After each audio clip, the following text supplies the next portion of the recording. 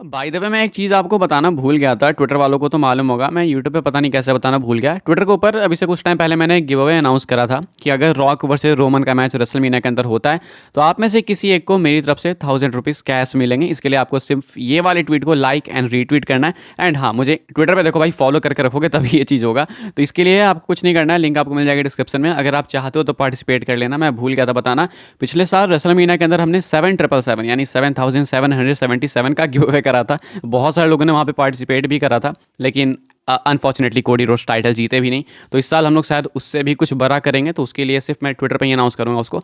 तो आप लोग ट्विटर ज्वाइन कर लो एंड इसको लाइक रीट्वीट कर देना ताकि आप इस गिव अवे में पार्टिसिपेट कर लो।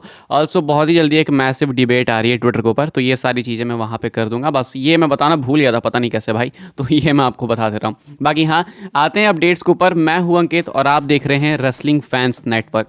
MJF से शुरू करते हैं। क्या MJF जीतने वाले हैं रॉयल रंबल को? ये चीज़ मैंने आपको बहुत अच्छे से बता दी है, क्लैरिफाई करके कि MJF AEW के साथ ही रहने वाले हैं, वो WWE के लिए नहीं आ रहे हैं। एटलीस्ट एक कॉन्ट्रैक्ट और AEW के साथ साइन कर ही चुके हैं, ये तो आप मान के बैठ ही जाओ। बूजर ने भी ये सेम कह दिया है। लेकिन अभी के हिसाब से MJF स्टिल फेवरेट है रॉयल रंबल जीतने के लिए। अब फेवरेट का मतलब ये नहीं है कि वो टॉप ऑफ द लिस्ट है, नंबर 7 पे है, वो टॉप 10 में है।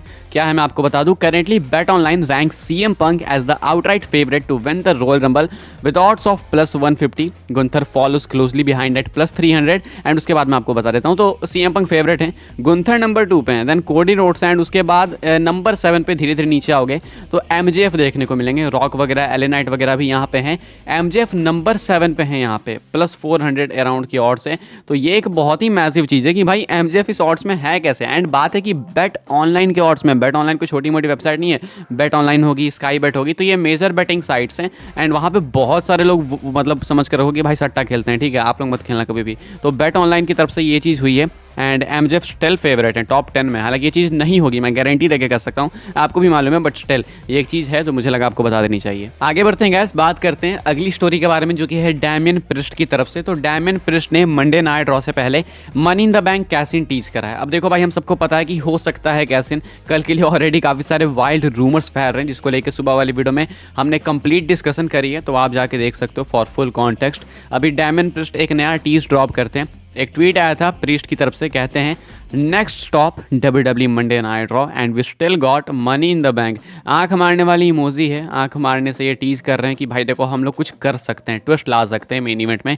यानी कि सेथ रॉलिंस वर्सेस जिंदर महल के वर्ल्ड हैवीवेट चैंपियनशिप मैच के अंदर। अब देखना होगा कि क्या डैमियन प्रिस्ट कैसिन करेंगे। देखो कैसिन तो करते हैं, लेकिन 2 रीजन से कैसिन नहीं होता है। एक तो रेफरी डम्बनेस दिखाता है कि भाई ये क्या मनी इन द बैंक है क्या, अच्छा। उसके बाद दूसरी चीज़ कि भाई WWE पता नहीं क्या कर रही है, बुकिंग में ही कुछ खिलवाड़ हो रहा है। तो जो भी है, अभी होप करूंगा मैं कि कल ये मनी इन द बैंक का लफड़ा खत्म हो जाए, क्योंकि अब धीरे धीरे भाई मनी इन द बैंक 2024 आ जाएगा, ये कैसिन हो ही नहीं रहा है। तो अभी टीज करते हैं डैमियन प्रिस्ट की कल के मंडे नाइट रॉ के एपिसोड में, जो कि सुबह 6:30 में एयर होगा वापस से लाइव, आपको Money in the Bank cash in देखने को मिल सकता है। सो क्या चाहते हो आप लोग, ये कैसिन सक्सेसफुल हो अनसक्सेसफुल हो, कॉमेंट करके बताना। मैं तो बस चाहता हूँ कि कैसिन हो, अब चाहे सक्सेसफुल हो चाहे अनसक्सेसफुल हो। ये जो फंदा पर के रखा है भाई सबके अंदर, ये चैंपियनशिप वाला कि भाई ये चैंपियनशिप जीतेंगे या फिर नहीं, कौन जीतेगा, या फिर ये Money in the Bank cash in होगी या फिर नहीं, सक्सेसफुल होगी अनसक्सेसफुल, कम से कम ये चीज़ खत्म तो भाई, ये मनी इन द बैंक का लफड़ा खत्म हो। मैं तो ये चाहता हूँ एटलीस्ट कैसिन खत्म हो। तो ये टीज करते हैं डैमियन प्रिस्ट कि कल के रॉ में फाइनली वो कुछ कर सकते हैं, बिकॉज उनके पास अभी भी मनी इन द बैंक, हमें पता है कि आपके पास अभी भी है, क्योंकि कैसिन हो ही नहीं रही है।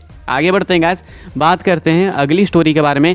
एंड ये एक बड़ी न्यूज़ है, बड़ी न्यूज़। इस न्यूज़ से बहुत कुछ डिसाइड होगा रोड टू रेसलमेनिया, एंड उसके बाद की चीज़ें भी यहाँ से डिसाइड हो जाएगी अगर ये न्यूज़ सही है तो। अब ये अगर इसलिए आ जाता है ना क्योंकि ये डेव मेल्टजर की रिपोर्ट है, एंड वी ऑल नो कि कभी ये गलत होते हैं कभी सही होते हैं, ना इनको 100% फेक कह सकते हैं, ना ही इनको 100% लेजिट कह सकते हैं। लेकिन एक चीज़ मैं आपको कह सकता हूँ कि अगर ये न्यूज़ सही हो गई तो भाई पता नहीं कितने सारे लोग डिसअपॉइंट होंगे एंड कितने सारे लोग खुश होंगे। सीधा अपडेट देख लो आप लोग।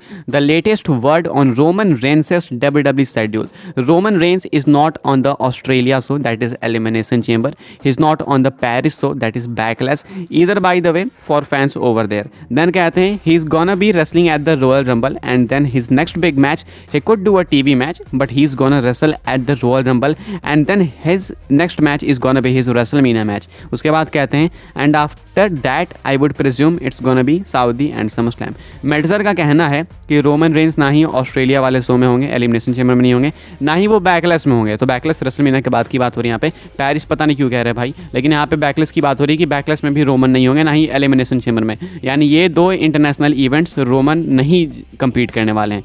उसके बाद कहते हैं कि रोमन का नेक्स्ट बड़ा मैच होगा रॉयल रंबल में। हो सकता है कि बीच में वो कभी टीवी मैच भी रेसल कर दें, टीवी मैच इन सेंस की स्मैकडाउन, रॉ, कुछ ऐसा वीकली एपिसोड। एंड कहते हैं रॉयल रंबल में वो रेसल करेंगे, देन रेसलमीनिया में। तो कहने का मतलब है कि अभी से अप्रैल तक रोमन रेंज सिर्फ और सिर्फ रंबल में होंगे और रेसलमीनिया में, इसके बीच कहीं नहीं होने वाले। दैट इज वो एलिमिनेशन चैम्बर में पार्टिसिपेट नहीं करेंगे। उसके बाद रेसलमीनिया के बाद ये गेस करते हैं, यहाँ पे प्रिज्यूम वाली बात है, ये एज्यूम कर रहे हैं पहले से। कहना है इनका कि या तो अब रोमन सऊदी में रेसल करेंगे या नहीं तो समर स्लैम में। अब देखो इससे बहुत सारी चीज़ें आप ढूंढ के निकाल सकते हो। मैं अगर गेस करूं तो इसका मतलब यही है कि रोमन रेसलमीनिया में रॉक को फेस करेंगे। अगर ये सही है तो ठीक है, इसके ऊपर डिपेंड कर रहा हूं मैं। अगर ये सही है तो रोमन रॉक को रेसलमीनिया में फेस करेंगे एंड ऑब्वियसली टाइटल मैच होगा तो रिटेन ही करेंगे। एंड देन फिर से लंबा शेड्यूल रोमन का जो है छुट्टी वाला आएगा काम पे, वापस से वो वाला ब्रेक वाला जो शेड्यूल है इन वर्क आएगा। एंड देन रोमन रेसल करेंगे in SummerSlam and at Saudi Arabia. तो ये कुछ दिख रही हैं चीज़ें भाई अभी के हिसाब से। अभी एक काफ़ी सारे लोगों के लिए बैड न्यूज़ भी है, काफ़ी सारे लोगों के लिए गुड न्यूज़ भी है। आप कौन से कैटेगरी में हो कमेंट करके बताना। आगे बढ़ते हैं गाइस, बात करते हैं अगली स्टोरी के बारे में जो कि है रॉयल रंबल 2024 को ही लेके। बस ये भी करीब आएगा भाई इवेंट, कितना जल्दी टाइम भी इतना समझ नहीं आ रहा है। रॉयल रंबल भी बहुत करीब है, खैर अच्छी बात है कि जल्दी आ गया। अच्छा, रॉयल रंबल को लेकर इस बार थोड़ी सी गुड न्यूज़ ये लग रही है कि डब्ल्यूडब्ल्यूई शायद इस बार ज़्यादा सरप्राइजेस स्पॉइल ना करे। कहने का मतलब है कि हर साल डब्ल्यूडब्ल्यूई 30 में से 25 28 तो अनाउंस कर देती है। 28 तक डब्ल्यूडब्ल्यूई ने अनाउंस करे हुए सुपरस्टार्स की भाई ये 30 मैन रॉयल रंबल मैच है ना, जिसमें से 28 तो ये होंगे, बाकी 2 देख लो भाई सरप्राइज कौन होंगे। और 2 सरप्राइज भी क्या होते हैं वो रिसेंट ईयर्स में हम सब ने देखा है। रॉयल रंबल 2020 के बाद एज सच कोई मैसिव सरप्राइज मिला ही नहीं है। अब ऐसे में डब्ल्यूडब्ल्यूई काफ़ी डिसअपॉइंट कर रही थी रिसेंट के रॉयल रंबल मैचेस में। एंड अभी हम देख रहे हैं कि इस साल का रंबल मैच थोड़ा डिफरेंट हो सकता है, बिकॉज इस बार अभी तक अनाउंसमेंट्स काफ़ी कम हुई है, काफ़ी कम as compare to previous years. इस बार अनाउंसमेंट्स बहुत कम हुई है। बस मैं ये चाहता हूँ ये जो मैं बोल रहा हूँ ये गलत सेंस में ना चली जाए। मैं चाहता हूँ कि ये जो मैं बोल रहा हूँ वो सही हो जाए, ये ना कि मैंने बोल दिया उसके बाद अनाउंसमेंट चालू होगी, धड़ाधड़ 25 सुपरस्टार भरती हैं। मैं तो ये चाह रहा हूँ कि भाई जितना अनाउंस करके रखें इतना ही रोक दें। लेकिन फिर भी मुझे लगता है कि कम से कम 5-6 सुपरस्टार्स और अनाउंस करेंगे। लेकिन 5-6 और अनाउंस भी कर देंगे तो भी अपने पास पूरा 50% रॉयल रंबल मैच या रॉयल रंबल एंट्रेंसेस बच जाएंगे जिसमें सरप्राइजेस हो सकते हैं। तो अभी के हिसाब से डब्ल्यूडब्ल्यूई मैक्सिमम जाएगी तो मेरे हिसाब से 15 सुपरस्टार तक जाएगी, यानी टोटल 15 एंट्रेंसेस अनाउंस कर सकती है। बाकी इसके बाद सरप्राइजेस के लिए छोड़ी हुई है डब्ल्यूडब्ल्यूई। अब सरप्राइजेस का मतलब ये नहीं है कि कोई रिटर्न कर लेगा, हमेशा हर एंट्री पे कोई सरप्राइज होगा, नहीं। कहने का मतलब है कि अगर आपको पता ना हो कि कौन आने वाला है तो हर एक एंट्रेंस सरप्राइज ही होती है। अब चाहे वो कोई सा भी सुपरस्टार हो, चाहे वो कोई एक्टिव सुपरस्टार हो या फिर कोई लेजेंड हो या फिर कोई ऐसा सुपरस्टार जो दूसरी कंपनी से आ रहा है। तो इस केस में अगर डब्ल्यूडब्ल्यूई अनाउंस नहीं करती चीज़ों को तो ये कुछ ग्रेटेस्ट रंबल में से एक हो सकता है। आगे बढ़ लेते हैं गाइस, अपनी आखिरी स्टोरी कवर कर लेते हैं। इसको मैं ज़्यादा डिटेल में नहीं खींचूंगा, बिल्कुल छोटी सी चीज़ है, लेकिन मुझे लगा थोड़ी सी कवर करनी चाहिए। AEW के अंदर कुछ काफ़ी गलत चीज़ें चल रही हैं। रिसेंटली में हमने देखा कि Chris Jericho and Tony Khan वगैरह की कंट्रोवर्सी क्या हुई। बेसिकली क्रिस जेरिको की कंट्रोवर्सी थी ये कि क्रिस जेरिको ने कुछ छेड़छाड़ करा था, कुछ सेक्सुअली असॉल्ट करा था किसको।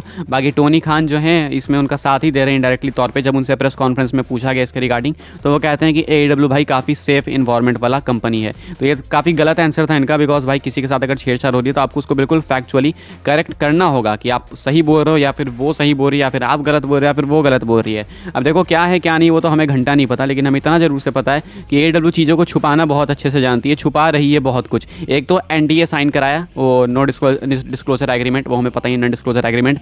एंड अभी क्या हुआ है कि रिसेंटली में लीक हुई है, बेसिकली क्या मैं इसको कह सकता हूँ, ये कह सकते हो इंस्ट्रक्शन वाली एक लिस्ट है जो कि AEW ने अपने फैंस को दी कॉलिजन से पहले।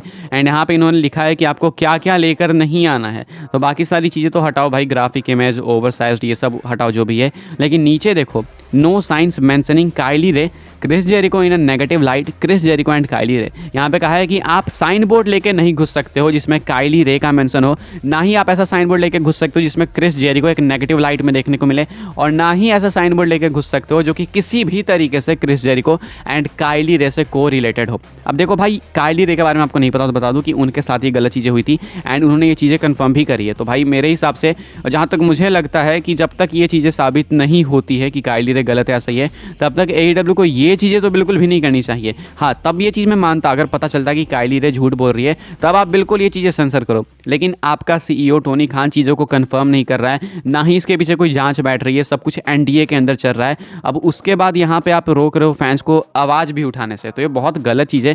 पहले काइली रे से एनडीए साइन करा के उनकी आवाज़ दबा दी, एंड अब फैंस को साइन बोर्ड नहीं ले जाने दे रहे हैं ताकि उनकी आवाज़ दब सके। तो ये एक्चुअली में आप समझ सकते हो कि क्या माइंडसेट है कंपनी का, बैकस्टेज इन्वायरमेंट क्या होगा। ये बस मैं दिखाना चाहता था आपको, क्योंकि बहुत सारे लोग ब्लाइंडली टोनी खान को सपोर्ट करते हैं।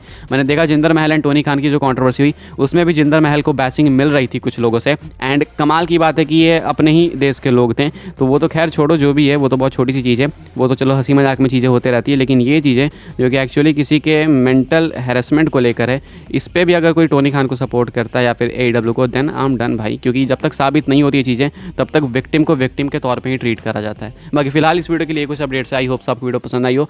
तो वीडियो पसंद आई तो लाइक करना, शेयर करना, ठीक है, एंड सब्सक्राइब करना, चैनल को जरूर से सब्सक्राइब करना।